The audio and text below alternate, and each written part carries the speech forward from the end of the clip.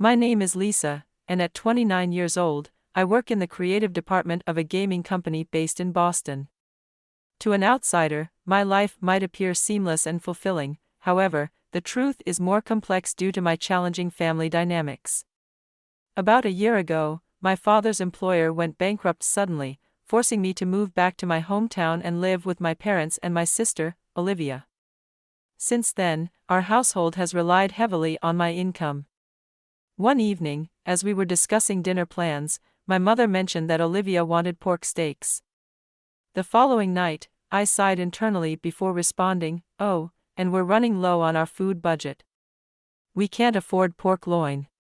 Could you contribute a bit more to the food fund?" I was already stretched thin, having contributed $5,000 a month, which should have been more than enough. Yet Olivia argued that prices had risen and that $55,000 didn't suffice for our family of four anymore. My frustration boiled over, and I snapped, "Just $5,000? If you think it's not enough, maybe you should start working and earn some money for food." My mother, ever sympathetic to Olivia, excused her unemployment by saying it was hard to find a job. I knew the harsh reality: Olivia was not just job hunting, but also wasting her days, and my mother was giving her the money I provided as pocket money. In a heated moment, I suggested, "If it's so hard to live here, why don't we sell the house and move to Grandma's hometown? She runs a successful Italian restaurant in River. We could work there, and life would probably be easier." My mother instantly rejected the idea, wary of the hard work involved, especially in pizza making, which Grandma was very strict about. My father chimed in, questioning why we were so quick to rely on Grandma's help, calling it spoiled behavior. It was ironic and maddening to me, given that I was the one financially supporting us while my sister resisted working. I argued that Olivia, at 27, could at least look for a part-time job, as many do while job hunting. But my mother dismissed the idea, claiming Olivia was too busy helping around the house. My father supported this by listing Olivia's minor contributions, which seemed trivial compared to my daily efforts of preparing breakfast, making lunch, managing our finances, and handling taxes. Despite all this, my parents have always shown a preference for Olivia since our childhood. It was clear that my contributions were overlooked while Olivia continued to be the favored child. This disparity in treatment, despite my hard work and her lack of initiative, left me feeling underappreciated and strained within my own family. Olivia, with her refined features and charm, has always been the favored child in our family, which perhaps explains why our parents have treated her with special consideration. You might think that such circumstances would drive me to leave, but complex personal reasons make it difficult for me to move out, leaving me to cope with daily stress. Days went by without much change, and initially, I didn't notice Olivia's absence from the house. I assumed she was just out and about as usual, but as days turned into more without any sign of her, I began to grow suspicious. Then one day, as I returned home and was about to head to my room, I overheard a shocking conversation between my parents in the living room. "I can't wait for the souvenirs from San Diego. Olivia is really lucky right now.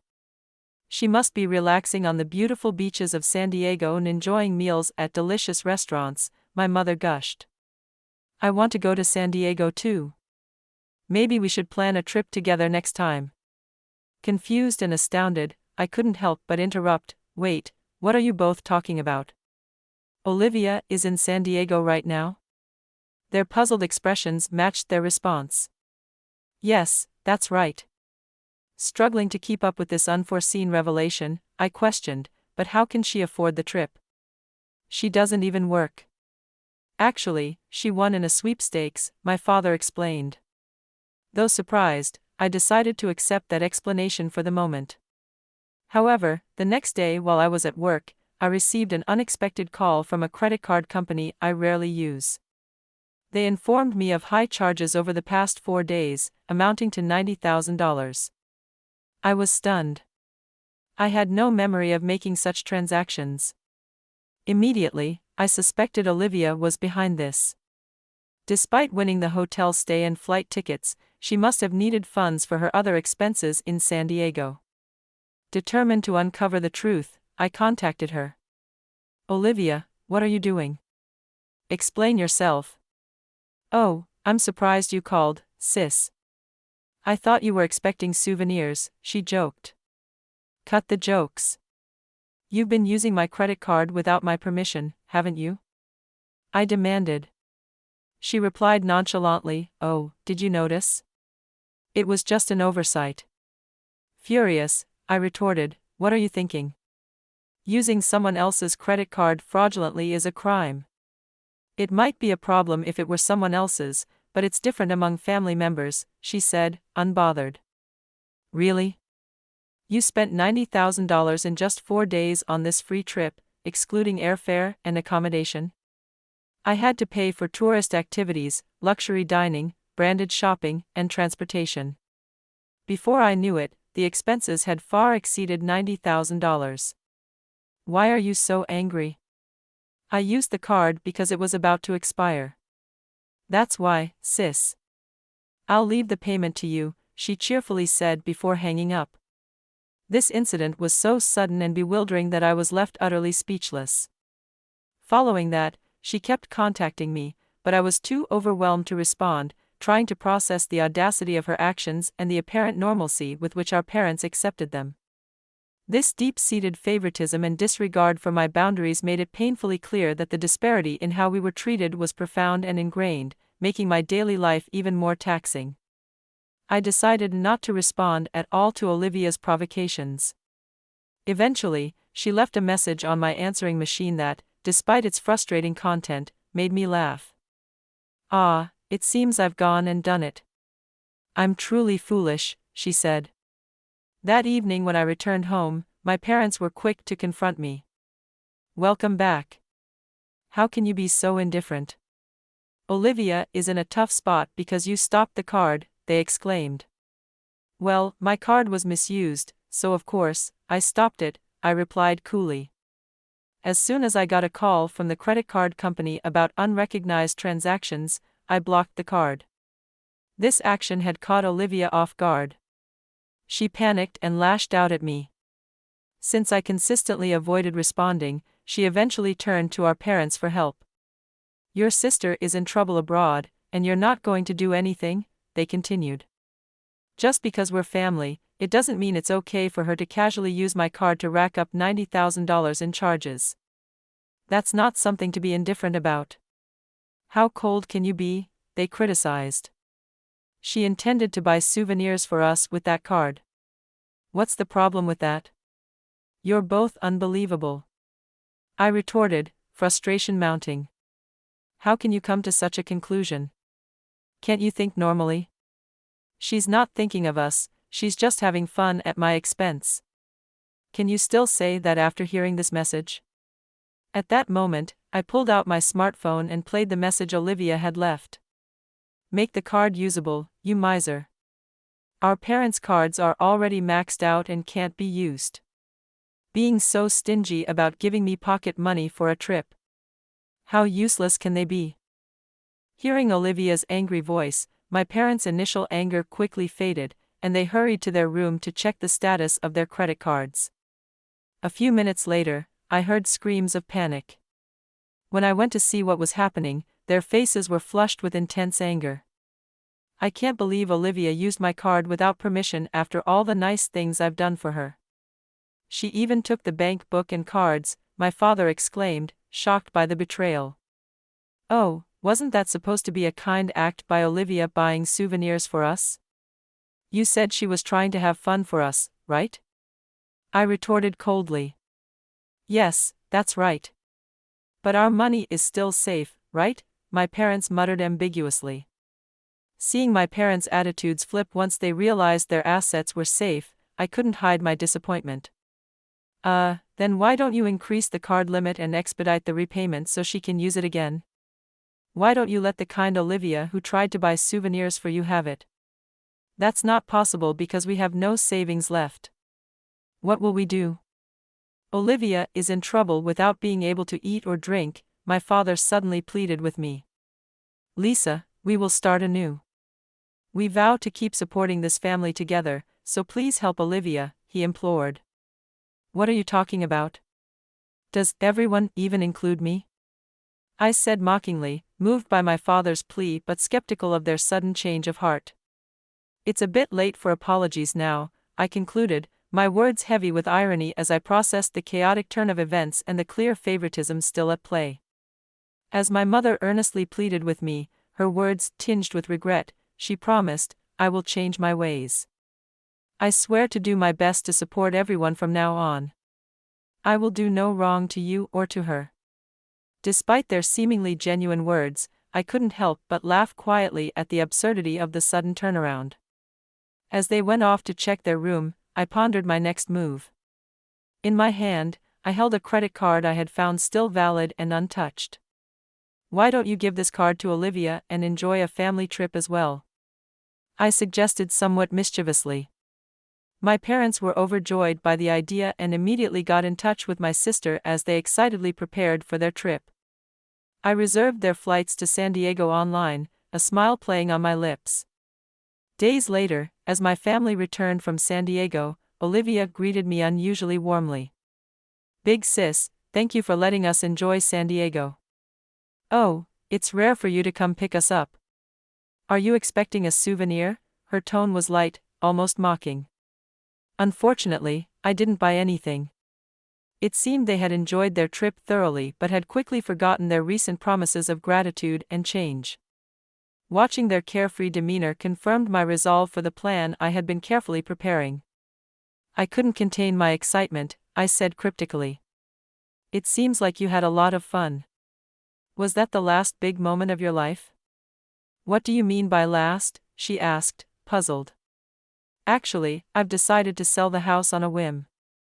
I've already shipped our belongings to a new place and arranged for someone to pick us up," I revealed nonchalantly. As I spoke, they noticed the "for sale" sign at the entrance of our home. "What is this? Did you really sell the house? What's going on?" they exclaimed in shock. Taking a deep breath, I explained further, a real estate agent, a friend from my university days, had been interested in this land for a while. I always refused because I thought maintaining this house, which was not built by our grandmother, was more cost-effective. However, I recently changed my mind.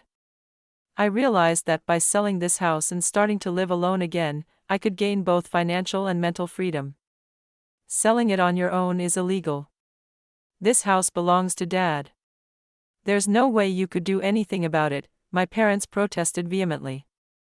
Calmly, I responded, "You seem quite energetic about it, but what would you think if you knew that the house and land are actually registered in my name? Dad, do you remember when you came to me because you couldn't pay the taxes, and I agreed to help on the condition that we changed the registration to my name?" "Oh, that's right," I continued. "I didn't leave this house because it was registered in my name. I was looking for a way to get you out of the house. It was difficult to find an opportunity because you were always home. However, the chance to sell finally came when I sent you to San Diego as planned. Everyone was out of the house, and I could finally sell the house and the land." "Oh," they gasped, realization dawning. "As I mentioned earlier, the luggage has already been sent to the new house, so don't worry. The pickup should be arriving soon. Yes, Grandma is eagerly waiting for everyone. She can't wait to see you all again," I concluded, hinting at a new beginning, possibly under Grandma's watchful eye, where perhaps a different set of rules might apply. My grandmother agreed to take us all in to try and set things straight. "Send their luggage ahead," she instructed me, hinting at the impending discipline she was prepared to enforce when I relayed Grandma's message about daily pizza making and cleaning. My parents and sister were visibly shocked. "We can't go to Grandma's," they protested. "That's right. We don't want to go," they added. "I see. Well, you can do as you like, but without a house or jobs, how are you going to live? There's also the payment for that credit card. How are you going to pay such a large amount?" I inquired. "What are you talking about? The card is in your name," they assumed. "Be careful, it's under a different name," I corrected them. Watching as my mother hastily pulled out the card I had given her and checked the name, her face drained of color. "Wait. This card is in Olivia's name." "That's right. The credit card I gave you was found in Olivia's room. It was the first card she got when she started working, but she quit soon after, claiming the job wasn't a good fit. It seems she hadn't used it until now. I've spent too much. What should I do about this? Olivia panicked. Since it's your name on the card, you have no choice but to pay and make sure you earn enough to cover it all without causing trouble to Grandma, I asserted. Olivia resisted, but our parents, seeing no other way out, silently braced themselves for Grandma's strict regime. Together, they headed to her house and restaurant in Riviera. There, under Grandma's stern orders, they were taught to work diligently, even as they shed tears. Olivia, under Grandma's supervision, eventually repaid the $90,000 she had fraudulently charged to my card. Although my original plan had been to settle everything by selling the house and land, Grandma managed to recover the living expenses I had previously paid and even arranged for a portion of my parents' salaries to be transferred to me. I moved to an apartment closer to my workplace and started living alone. The new life was going smoothly, and I was enjoying peaceful evenings looking down at the city from my balcony. One evening, as I watched the sunset, my phone rang. It was Grandma. "Hello, Grandma," I answered. She checked in to see if I was doing well. "Yes, I'm fine," I replied. "That's good. Actually, it's about Olivia and the others. They're starting to change significantly, especially Olivia, who has begun to actively help with work. It also seems that your parents are gradually reflecting," Grandma shared. She continued, "Lisa, it must have been tough. I believe I understand how you feel. Sometimes family can be a burden, yet it is also something we should support. I hope you can forgive them someday." Listening to Grandma's words, her voice filled with hesitation and concern but also significant resolve, I felt a mix of emotions. "There's no rush. Take your time and think it over until your heart settles," Grandma said kindly. I nodded to myself. "Understood, Grandma. I'll take my time and reconsider everything," I replied, then quietly hung up the phone. As I gazed out the window at the urban landscape, the darkness of night gradually enveloped the city, and a whirlwind of emotions churned within me. While anger and sadness still lingered, a small spark of hope for the future began to emerge. Returning to my room, my eyes were drawn to a family photo. In the photo, a young Olivia and I smiled along with our parents. Looking at those happy faces, I contemplated the complex tapestry of family ties, realizing that perhaps, in time, forgiveness might find a place in my heart. I often found myself reminiscing about the joyful days of our past, wishing we could somehow return to those simpler times. Yet reality had a way of snapping me back to the present. As time marched on, I found my life gradually settling back into its old rhythm. Professionally, I had taken the lead on a new project at work, and personally, I was navigating a fulfilling day-to-day existence.